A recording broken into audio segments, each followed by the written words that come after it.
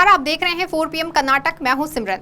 कर्नाटक इन दिनों कावेरी नदी जल विवाद को लेकर लगातार चर्चाओं में बना हुआ है। इसको लेकर वैसे ही कर्नाटक और तमिलनाडु की सरकारें आमने सामने हैं। साथ ही विपक्ष यानी कि भाजपा और जेडीएस भी इन मामलों को लेकर के कर्नाटक की सरकार पर निशाना साध रही है। अब इसी बीच कर्नाटक की कांग्रेस सरकार के सामने एक और मुसीबत आन खड़ी हो गई है। दरअसल पिछले कुछ दिनों से कर्नाटक में कांग्रेस के अंदर ही अपनी सरकार के विरोध में आवाजें उठनी शुरू हो गई हैं।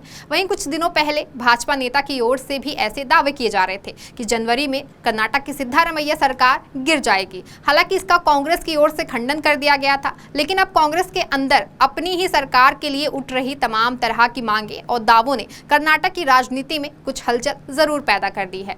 अब कांग्रेस के ही एक अन्य सीनियर लीडर ने अपनी ही पार्टी यानी कि कांग्रेस पर सवाल उठा दिए हैं और लिंगायत समुदाय को सम्मान ना देने के आरोप लगाए हैं। दरअसल कर्नाटक कांग्रेस के वरिष्ठ नेता व पार्टी विधायक शामनूर शिवशंकरप्पा ने कहा कि कर्नाटक में वीर शैव लिंगायत समुदाय के साथ उनकी पार्टी ने अन्याय किया है। बस कांग्रेस नेता का इतना कहना कि विपक्ष यानी कि भाजपा को एक बहाना मिल गया और प्रदेश के पूर्व मुख्यमंत्री व भाजपा के दिग्गज नेता BS येदियुरप्पा ने कांग्रेस विधायक शिवशंकरप्पा के बयान का समर्थन करते हुए कांग्रेस को घेर लिया है। हालांकि कर्नाटक सीएम सिद्धारमैया ने तुरंत ही इन आरोपों को खारिज कर दिया है, लेकिन कांग्रेस विधायक के इन दावों से कर्नाटक की सियासत एक बार फिर से गर्मा गई है।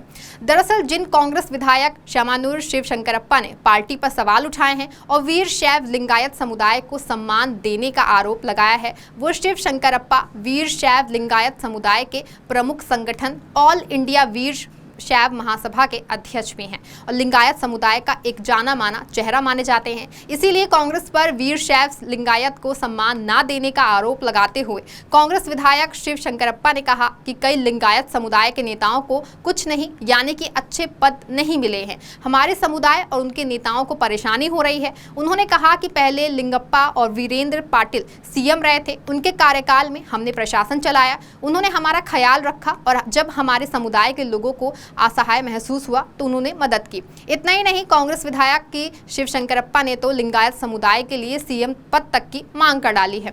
दरअसल जब शिवशंकरप्पा से पूछा गया कि क्या उन्हें वीर शैव लिंगायत समुदाय के लिए डिप्टी सीएम पद चाहिए, तो शिवशंकरप्पा ने तुरंत ही ये कह दिया कि डिप्टी सीएम पद किसे चाहिए, अगर संभव है तो सीएम बने। यहाँ ये भी बता दें कि शिवशंकरप्पा के बेटे SS मल्लिकार्जुन कर्नाटक सरकार में मंत्री हैं।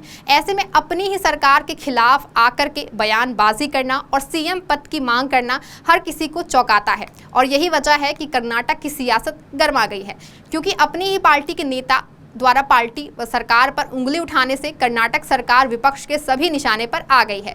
यही वजह है कि वरिष्ठ भाजपा नेता और लिंगायत समुदाय के प्रमुख नेता व पूर्व मुख्यमंत्री BS येदियुरप्पा ने शिवशंकरप्पा के बयान का स्वागत किया है और समुदाय के लोगों से एकजुट और जागरूक होने का आह्वान भी किया है। अब अपने ही नेता के बयान व आरोपों से विपक्ष के निशाने पर आई कर्नाटक की सरकार का बचाव करते हुए सीएम सिद्धारमैया तुरंत सामने आए और इन सभी आरोपों को खारिज कर दिया है।